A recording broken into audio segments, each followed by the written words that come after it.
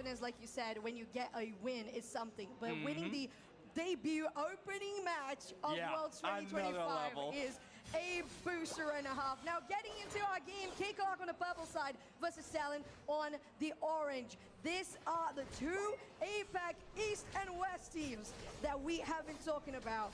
And Zoinks, this is just started.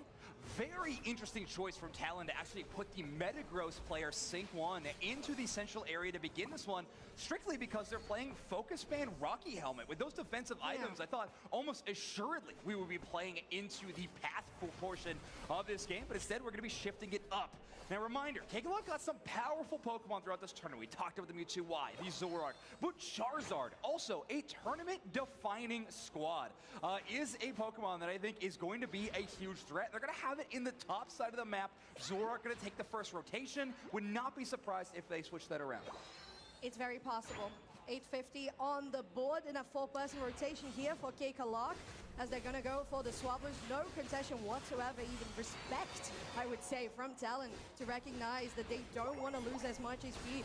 Go into your own goal and just guarantee the extra healing and shielding. They are keeping themselves strong, but there's the Zeraora, or the Zoroark. Yeah. Hey, we've seen Zeraora in this tournament, okay? We got it out. That Suicune was almost so close to getting taken down, and it's another one, unfortunately, that's not gonna be a Metang that survives for longer. Yeah, I mean, these knockouts can be kind of inconsequential in the early game because you're just trying to get up to those levels, but what's not is all that scoring pressure they were able to put on from Cakelakok.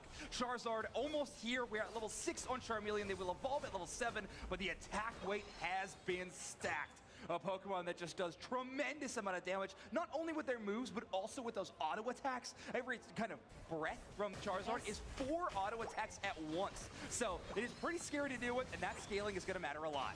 Ooh, and it looks like there's a lot of action that comes from Cakelakok in this early game. It's going to get punished, though. It's a 2 KO streak there for the Suicune, as we're still looking at a chase, forcing out an eject button over the wall. Flamethrower doesn't connect, no slow. It's not going to be Zacian's time. Yeah, Charizard not having a red buff in that situation means the chase likely not going to be able to pull it off.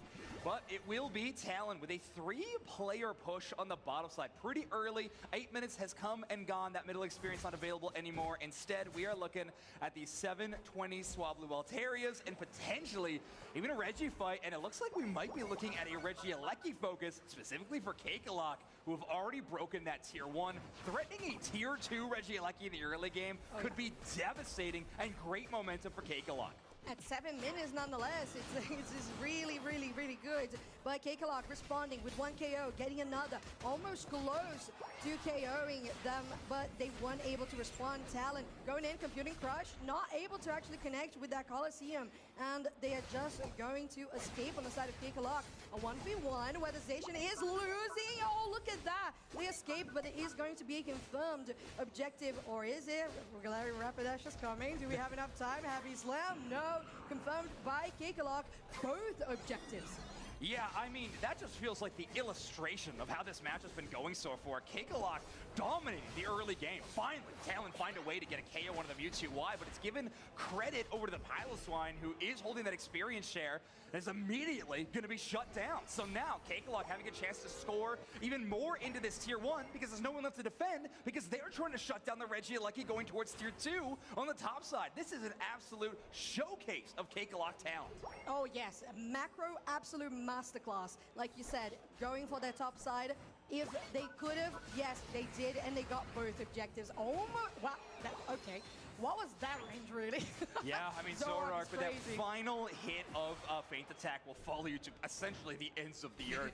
So Markguard making good on their promise to make Zoroark look amazing, even without a pocket, already at level 11.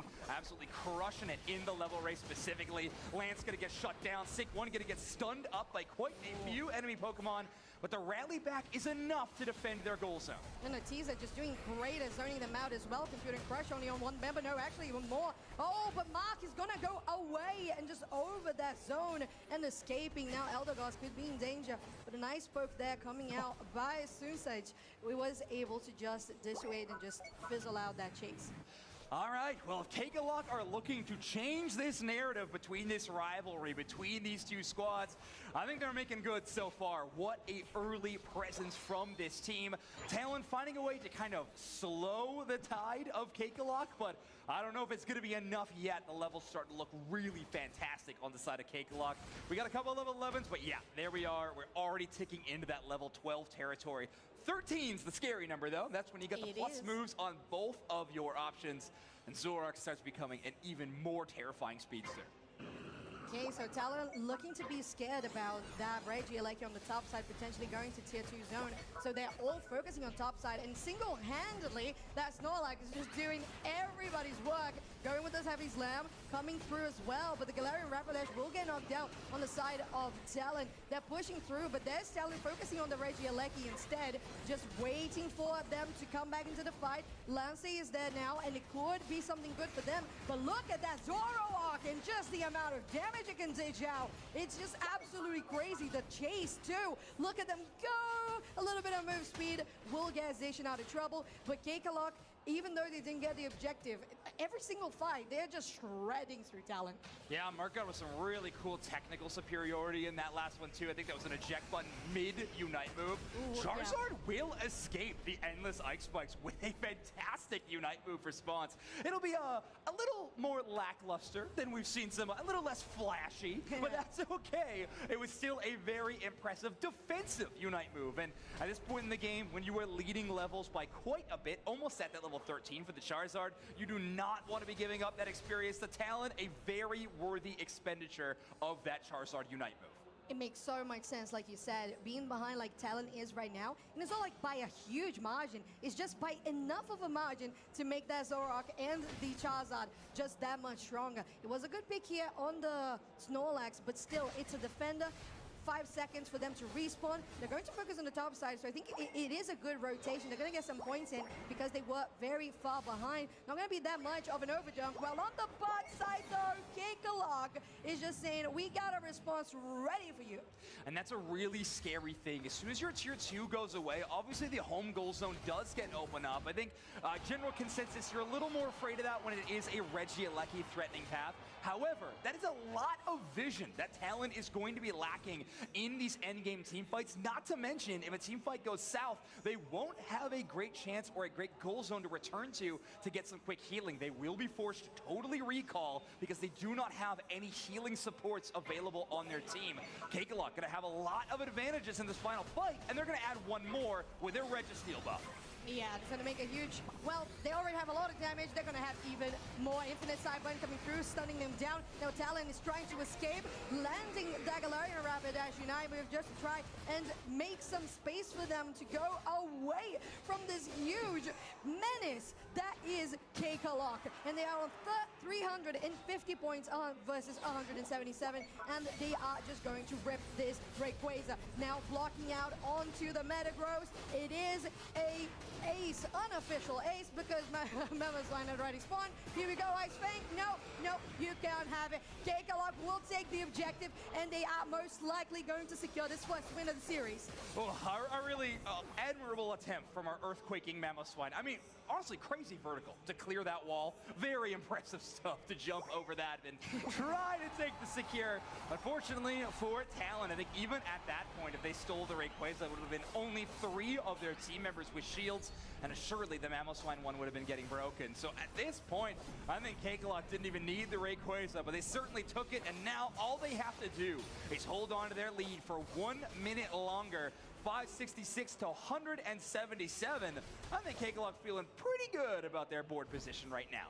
They definitely are. We're only around 84 points together for the side of Talon. That is very far away from how much they need. Straight out onto pad, jumping in, getting a nice position, but the Ice Fang will get them out. But look at that power nap. I think it was a 4-person knockup, and it just feels awesome for Cakelakok.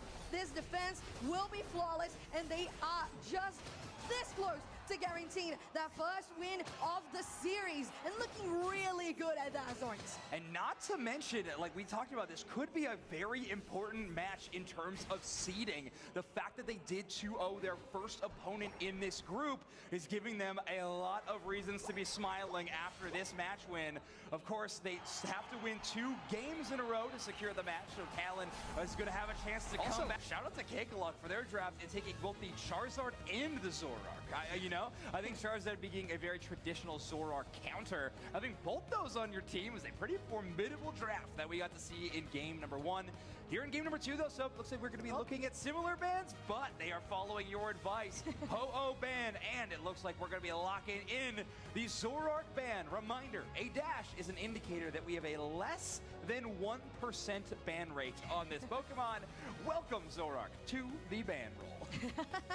Yes, and it's all thanks to Cakelakok and how much they were doing in this Pokemon. Just love to see it, especially proving that it's not just trainer from Luminosity that can do that. Mark God can pull it off too. Exactly. I was really curious if the Charizard was actually going to make a return, or whether it was Charizard pick to protect their own Zoroark pick, but instead they are going to be locking it in. Latios going to make another tournament appearance, only at 19% pick rate in this event, but doing a lot of ban rate. Doing very high up numbers on there. Lance this time going to bring the Zacian into the matchup. Of course, has that rusted sword held item. Can't get rid of that one, but they got the muscle band and razor clouded boot. Yes, they do. Oh, I felt like I really enjoyed the Ice Fang plays and the Mamoswine plays today in general, which is something really interesting when we already have taken away from Talon this time, though, right? Exactly, exactly. Because we know, like, Suicune, we also think about Ho-Oh. These are the defenders and the Snorlax that we're thinking about, but Mamoswine has been performing pretty well, and in this series in particular, it was quite impactful. But Talon, we'll go for the Snorlax because Mamoswine wasn't available. We'll have Dakla Fable as well, which is an interesting pick. I see an Ocarina. Oh my with the Mewtwo Y! With a Gengar! I guess we both get something to pop off about? Wait. Oh, no, sorry, they got rid of yours. They only kept mine. We got Gengar being locked in. It looks like Eldegoss to boot as well, but okay. Mark God, I guess you banned Zoroark there. Next up is Gengar. I mean, this team has some interesting stuff to work with. Talon Esports are going to get in a Alolan Raichu. I mean, it's a lot of confidence to pick an attacker into an assassin like Gengar on the other side, but it does have a whole lot of damage to work with. That is 2 ranged special attackers in Latios and Alolan Raichu. So this is going to be a full-on poke damage composition from their side, even with the Eldegoss and the Mamoswine, both having healing and tank options. Looks like Talon is looking to whittle this down from front to the back. Yeah, and I feel like it could be a good angle as well to try to shut down the Charizard as Charmander, like as quickly as possible. You just don't give them any XP at all. Yeah, and Lance should have a good lineup there. Yeah, exactly, because if you have a Alolan Raichu, you're in a good position, right? You evolve fast, you can get that poke and just try to get Charmander in a bad position. You can have as well Zacian coming in, because in general, like you said, with the ranged and the poke that comes from the special attackers, right? You also have the Zacian that will finish off anybody. Like, you don't have any doubts, it will be able to finish. I am so curious what build of Alolan Raichu Sync 1 is going to be locking in right now. Because if we're going double auto attacker, we could be looking at that front to back style of build. However, there are no auto attacking items, so no choice scarf, no muscle band, no rapid fire scarf. Instead, just kind of generic special attack items. We could be looking at the Electro Ball build from the Alolan Raichu, looking for that big burst damage in maybe unexpected locations. Let's get into it, though. So, game number 2, Cakelakok with a 1-0 advantage, and on your purple team, as Talon's on your orange team. Oh, and a check button tackle steal to take the blue buff. The Talon squad on the orange side, and wow, okay, that Ghastly is suffering right now. There's some backup coming in as well, but the swine up is also pretty small. Oh, did they get it? No, I think Cakelakok did get at least one of that. So yeah, with 6 points in pocket, I believe that's a full Selgor as well as a ball toy. So a dominant performance in that central area invade. We're going out here for this game. Low HP on this Clefairy, but you're fine because you see the Charmander, has to be a little bit careful about how they go about things because Okay. Oh, look at that. It is the Electro Ball you mentioned, and they're placing it already as a trap for those Pablos. Yeah. Plenty of them were taken by the Alolan Raichu on the top side. Like I was going to say, you punish the Charmander. Right. Yeah, they've been doing a great job of that. And also, I don't even know if those Swablu Altaria spawned into the map. They appeared on top glitched. of Electro Ball landmines. Yeah, Like, that is, that's a horror movie if you're a Swablu Altaria fan. But it looks like we are going to have these Snorlax still on and invade. Just having access to rest does give you a little bit of HP recovery, and finally, Ghastly does get a KO. So Markgod will evolve into the Haunter. Still not where you want to be. One of those Pokemon that it's a speedster, has some great damage, but you desperately need that level 9. You really do, and I want to see what's going to be the build here. Hex. Right, so yeah, like you said, we're having Hex, so it's a little bit more of that, like, DPS. You're going in, coming in, and just getting the damage on, lending that as well with the curse. Now, ooh, in a bad position, though. We're gonna get that finish off. So they're still going to try to push, and how is that possible? Just a little bit that you can heal with that Haunter once you finish somebody is just how they did it. But at the end, they were still punished by Lance as they are on this Zacian, and especially with the help of Moonlight there, they are going to be healthy. Right, Markgod does go down, but that is absolutely worth it. 2 KOs towards the Gengar. You are so far behind in levels. You gotta make big risks plays like that if you want to try to catch up in this game.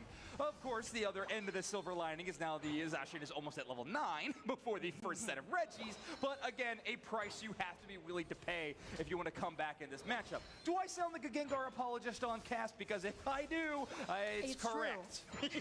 It is very much accurate. And like you were saying with the levels, there's the level 9 for the Zacian for Talon, 7 on the Latios as well. But look at the Gengar coming through as well. They have the Sludge Bomb already, so this is going to be more damage that they can do. But when you get chased by a Zacian, there is little that you can do without protection. Jeez. The defender was on the bot side.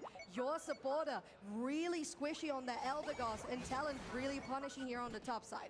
Wow, I mean, just a totally flipped game from games 1 into game 2. Talon Esports dominating this early phase. Not only do they have a great level lead on multiple Pokemon, they have broken that top tier 1 and have sent a Regieleki down to walk. So such a strong start for this squad. Looking really, really good. On the other hand, Cakelakok finally has a level 9 Gengar, but they got a ways to go to catch up still. Yeah, they do, and because you have such power on the side of Talon, you got to be careful about that Phantom Ambush. Going here to the bot side, Talon might be looking for a strategy, and as we talk about the Phantom Ambush, here we go, Sludge Bomb going in with the hacks, maybe a little too deep. There's the Alolan Raichu, Unite move, and they push forward, and again, it's just how fragile the Gengar is. Yeah, I got hit with that Latios Unite move as well. You can see that small, thin targeting line from Dylan all the way towards Markgod. Gets a really nasty KO. Talon is going to try to attempt to score. This could be a punishable moment from Cakelakok. Charizard does have its Unite move. Wow. Eject button to close the gap, and it will take down 2. Alolan Raichu falls. Clefable could be the next up, and another one in the favor of Charizard. All right, Cakelakok with a little bit of momentum, but still only 21 points to the scoreboard. Yeah, the difference is pretty massive at this point, but that was super good for them. The problem is, because you still had Lance available, but we had a Unite move coming through there. Well, what exactly? Yeah, it was Infinite Sidebund that was used. Interesting choice there, just to stop and stall from Talon not taking down the Tier 1 goal zone. But as I was saying, the fact that although Cakelakok defended, with Zacian still there, they weren't even able to do anything more to score their own points. All right, so impressive stuff. We got Mewtwo Y poking some damage, and yeah, I mean, these exchanges have been challenging, but like you mentioned, Cakelakok defending. We need a little bit of offense from this team, though. I think if they're going to turn things around, we need to get a big push in for them. All right, we got Charizard, Gengar rotating towards topside now, and of course, Zacian already in position as Regieleki is about to spawn. Talon Esports, though, with something else in mind as they are trying to push towards this Tier 1. Oh, and looking good because that Mewtwo Y! Oh, I love those eject button plays, and that's...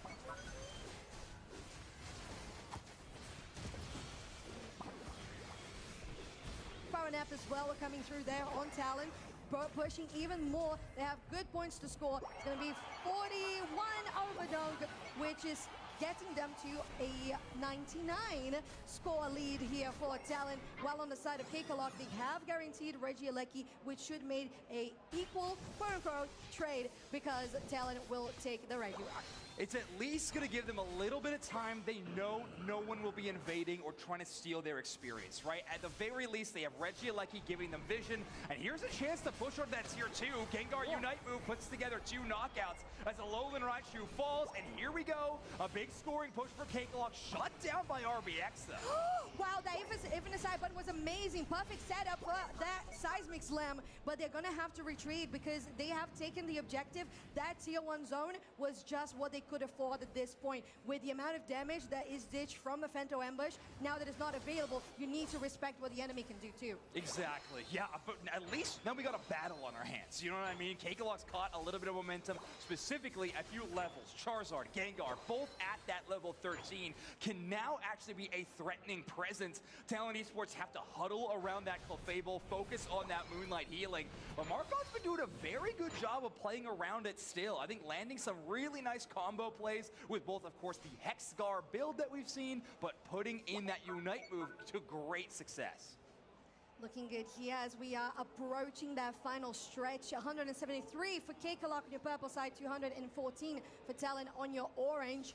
And we know those level 13s feel pretty good for Talon, but the Charizard on 14 also is pretty massive. Now, those Electro Balls, they have been placed as those landmines you mentioned, Zoinks, as just traps in that tall grass, and 20 seconds for Rayquaza. There's 4 of them in there right now. Like, that's 8,000 damage if anybody walks into that tiny piece of Star. Oh, the Snorlax is going to try to push him in. We see the Heavy Slam tries to set up to actually block push all the way to the other side. Big engage. Mamoswine down as they get pulled all the way by Talon Esports, and they're going to have a 5-4 advantage. That means Rayquaza's in the danger zone. Oh, lure them in. They go straight into the balls, but it's not going to be the case where there's still plenty of damage that needs to be done onto that Mewtwo X. Now with the Infinite Sidewind locking them down in place, it's going to be Cakelakok coming out on top, but it's not. Talon is still standing strong with all their 5 members. Sunzaj, BX Light, they still need to try and do something about this Rayquaza. It's still 1 minute 34. Look at that Zacian. Lance is just shredding through the Mewtwo Y,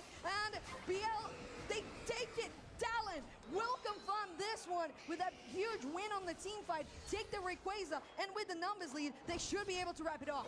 Yeah, what a bounce back. I mean, Talon pulled off a really fantastic team fight, did a great Snorlax engage into that corridor, were able to play off it extremely well, and the entire time, they found a way to take the main defender player, Mamoswine, the big prevention against a play like that, and absolutely take them out of the fight early.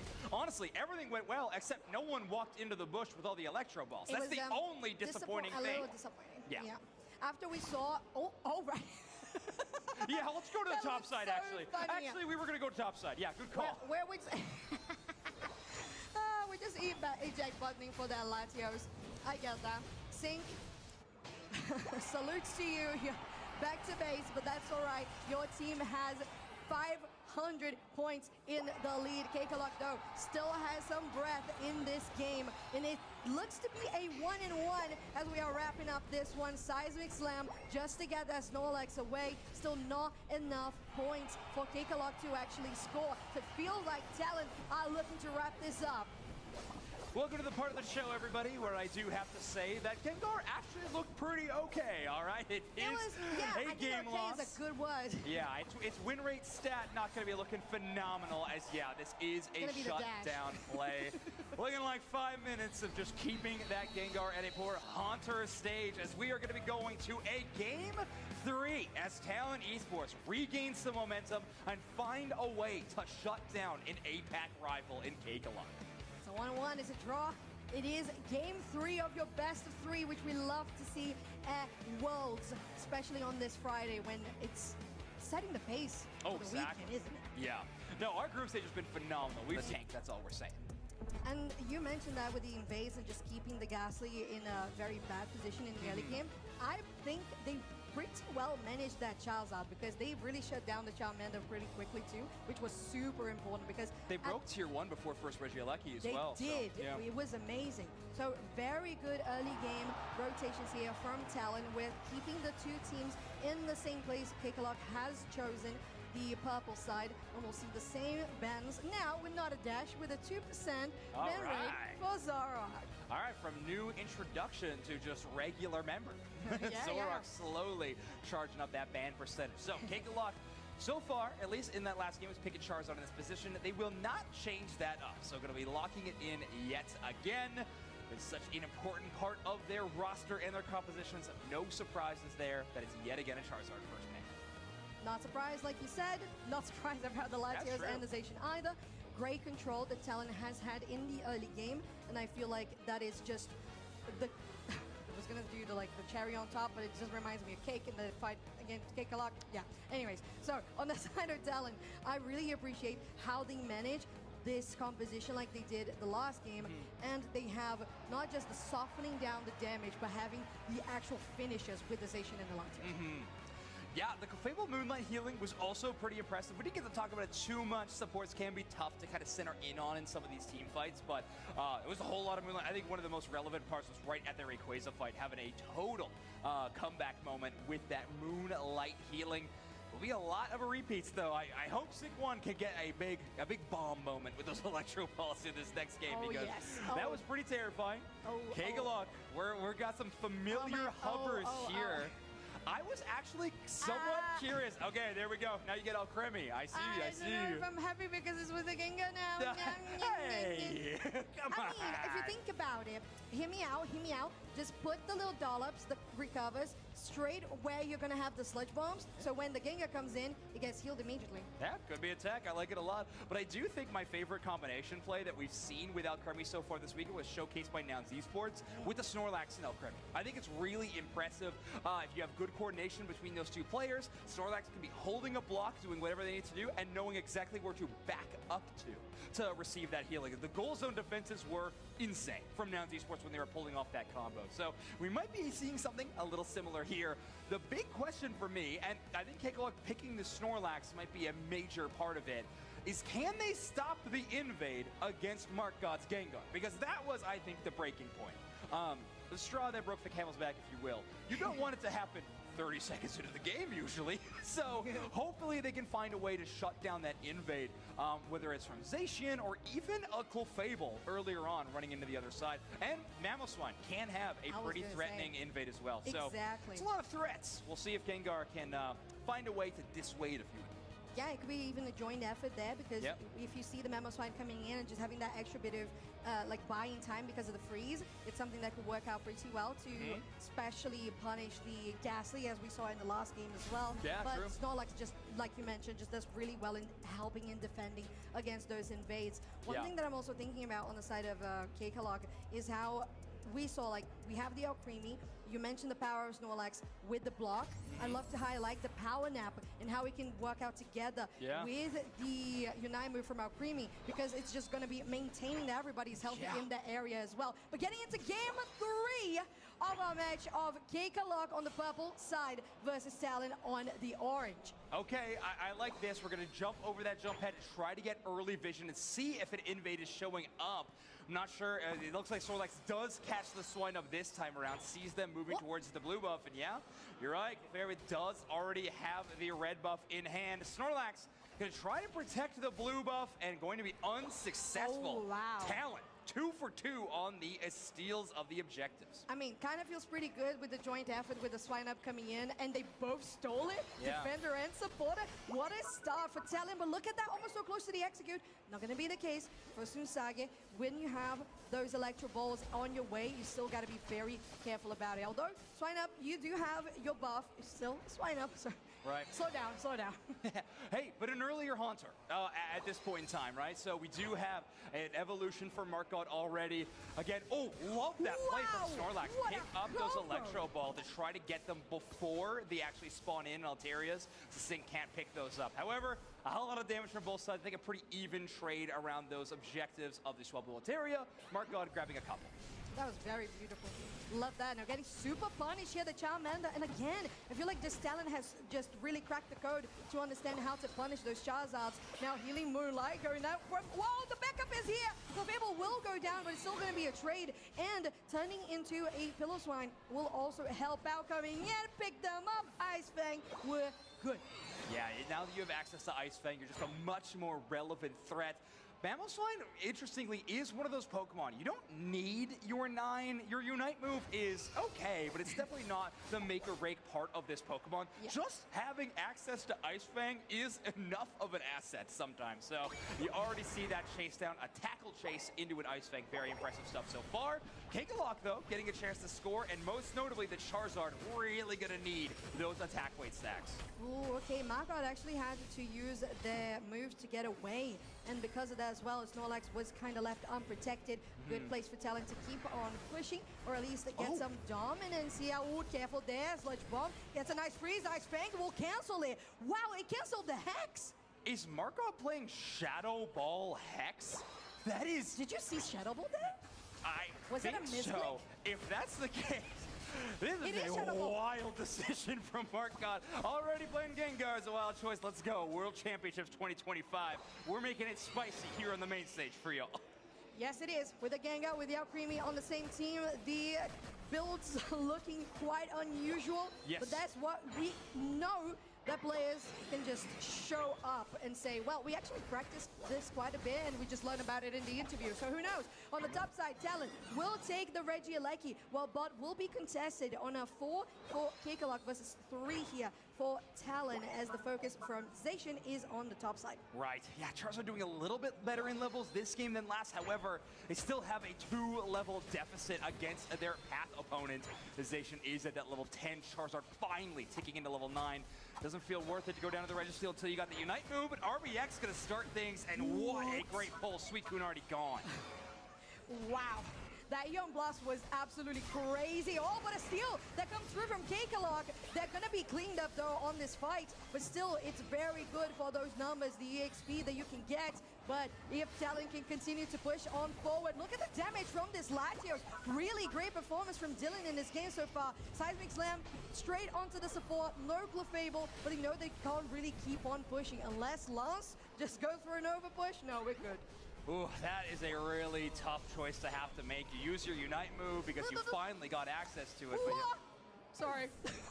no, go ahead. It's just the amount of damage, Zoinks. It just really just freaks me out. Well, they got a jillion levels on the side of Talon. They are crushing it right now at this point in time. Cakelakok having a really tough time getting that comeback. But yeah, that Unite move, not having access to it now is going to be devastating. And all you use it was to exchange for a Clefable. That is a really tough choice to have to make. This Charizard is going to need to farm up yet again, which means Cakelakok, if they do want to take a fight, will always be trying to attempt it 4v5.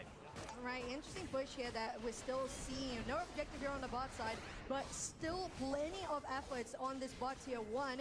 Coming through as well with a fly, a nice KO coming from the Clefable on that Unite move. Will guarantee some extra space, and they will most likely end, they will a 16 overdunk there for the side of Talon, 189 to 57. Yeah, Lance not even worried about putting their AOS energy into the goal zone. They're instead using that to empower their Metal Claw. They are charging down. The tier 1 wasn't even broken, and then Flux Zone meant nothing to Lance as they are charging across the map. Already going to be taking down this Regieleki. You see Cakelakok instead just electing to farm up as quickly as they can. They know yet another team fight's going to be knocking at their front door. Yeah, it's just melting at the touch of Lance, right? And Dylan and Sync. It's just quite a lot that Talon is doing at this point. Got to be so careful about any potential step and moving in. Oh, Ice Fang gets the support. No, actually the defender going in with a Seismic Slam could be something that's good for Cakelakok. Then it's actually working out massively for them. Look at them go! And it's actually 4 KOs for Cakelakok. What a wonderful defense. Dylan survives, but that is still going to be a potential cleanup of this top tier 1 with a 15 overdump. Yeah, really impressive stuff. I mean, Snorlax finding just a small window where they could finally use their Unite move. It can be tough in those crowd-controlled chains, right? You're picked up once, you're stunned again, trying to find a time to actually... Yeah, I'm rapidly pressing that button. They finally found it, get the shield, and then the Suicune Unite move after is just such a fantastic 1-2 hit. Impressive stuff from Cakelakok, but They are so far behind that they got to keep doing it again and again. They want to win this game 3. Yeah, we're about 50 points ahead here for Talon. Now coming in as well. We're still dealing damage from the side of Talon on this break. Jai's very close. Maybe it's going to be a steal again. There it is. And Cakelakok does it. And it's this Gengar that we had been thinking about. Like, maybe this wasn't the build. Oh, I guess it was the build. I'll believe it. I'm waiting for the interview. We need the interview. We need to know. Exactly. Exactly. Okay, Alolan Raichu Unite move in an attempt to stop the scoring on that goal zone. It will not prevent the tier 1 from being broken, but it does force Cakelakok to make a much smaller score. So we're looking at 206 to 209 headed towards the 2-minute mark. There will be a Regieleki spawning in with plenty of time for either of these teams to force it towards one of these tier 2s. That is such a risky fight, but Cakelakok feeling great about their levels. Charizard almost at level 14. They have come back in a major way from that really tough early game they've been dealt with. Coming back from being behind in points in the team fights is just something that takes quite a lot of mental and resilience strength. Now, this team, with the numbers you said on the levels, makes quite a lot of difference. Although Talon has now conquered 3 players on level 13 as well, that does rival just how much damage they need to win these fights. So they really need to land, for example, these Electro Balls and just maybe catching somebody off guard. But I think it's mainly on the Mamoswine. RBX has been doing pretty well on these Ice Fang engages, but if they can't just neutralize immediately, it could be just really bad for them. Yeah, it's true. We got the in-game warning that it's a close battle. You better believe it. Snorlax getting stunned quite a bit. Electro Ball stuns, but they do have the block shield. And it's going to be a Latios Unite move. Not strong enough to get the full KO, especially with the damage reduction from block. So they're going to walk away, and importantly, holds on to the Snorlax Unite move. Now they do, but here it comes again with the eject button. Maybe the Mamoswine is going to go down. Mammoth Mash is still maintaining them. How they look at that predict on the Heavy Slam. Looking pretty good, and now Cakelakok is on top. The Seismic Slam as well, just guaranteeing that they have extra space to come in. Now Latios poking out onto the Snorlax, but it's really just zoning Talon from this pit. They are really just melting right now. The Zacian trying to go for the Sacred Sword, and they don't have enough damage. It was pretty close, but it wasn't quite enough. All right, well, now it's only 2 attackers that can kind of threaten the Rayquaza from Talon Esports, so potentially Cakelakok could just try to push them out. Mamoswine was a good early force in this team fight, but they're only at level 11. They need to hit that 12. Rayquaza already below half HP. Look at them go. There's the Latios, and it is a steal from Latios. Talon will take the Rayquaza. 3 points difference is what you have right now for this game of 3, and they are with their shields. 100 points to be scored. Dylan will dodge that block with the eject button, and it's a hundo burger for them. It's also going to set up Sync on the Alolan Raichu to score in that home base. They were really hoping that one of those tier 1s was going to vanish. They will get the block to push them away. Only 30 seconds remain in this matchup. Sync once Rayquaza's shield will hold strong. Hundo burger for them as well, and Talon Esports in a game number 3 hold on to this record against this Cakelakok squad. 2 World Championships in a row, they take the W. And this is a historic win to me, because the way they turned that back around, it was just so close with all of these team fights that they kept on having, even throughout the game. Yeah, early Talon was doing well, but then all of a sudden Cakelakok was like, this is what we can do. We got so much firepower. And then all of a sudden, it was both sides kind of equal. 3v3, 2 going down. And it felt like it was such an even matchup that